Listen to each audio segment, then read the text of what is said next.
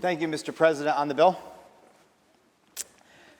So I just want to take a moment to call out several provisions in this bill that warrant praise. One of them is, at long last, the repeal of the DOT right-of-way fee.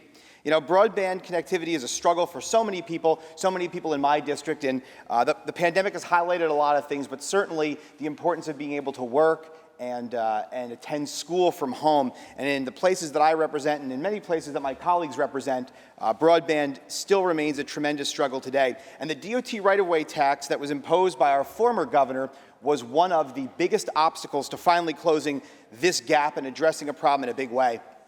You know, I'm a business person, and business people in business study market trends and look at signals to really determine where they're going to make investments. And in this case, in the past, this state and this body have set a very clear market signal that broadband expansion wasn't wanted here by taxes like this. So today, I'm glad because all of our constituents are going to win. We're going to walk this back, and we're going to finally put our money where our mouth is and head in the right direction.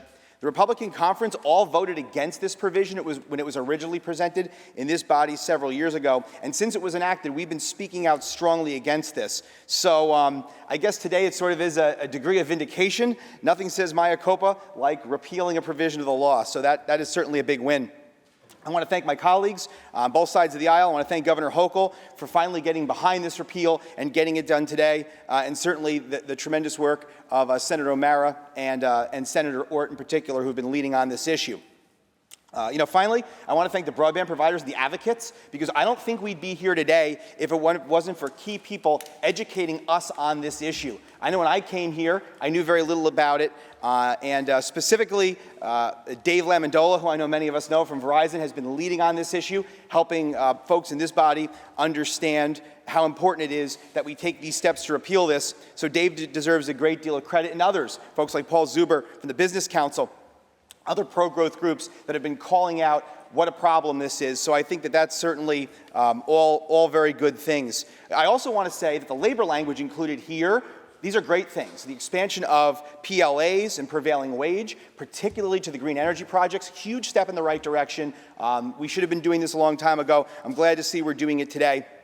And while I do associate myself with the comments of my colleagues with respect to some problematic issues, certainly a couple of concerns that are sort of very technical concerns about some of the things presented in this bill. I do like the overall direction of the Environmental Bond Act, the fact that we're making strong strides to protect the environment and protect open space, and in particular, taking big steps to protect our environment, though I do hold some concerns with other provisions of this bill in that respect. So, I guess I'll end by saying lobbyists oftentimes get a bad name around here, and rightfully so. However, in this particular case, there have been several leaders, not only in this chamber, but outside of this chamber, that have brought us to this point, and this is a really great point to be at with respect to broadband build-out and labor issues and environmental issues. So I thank you for your indulgence, Mr. President.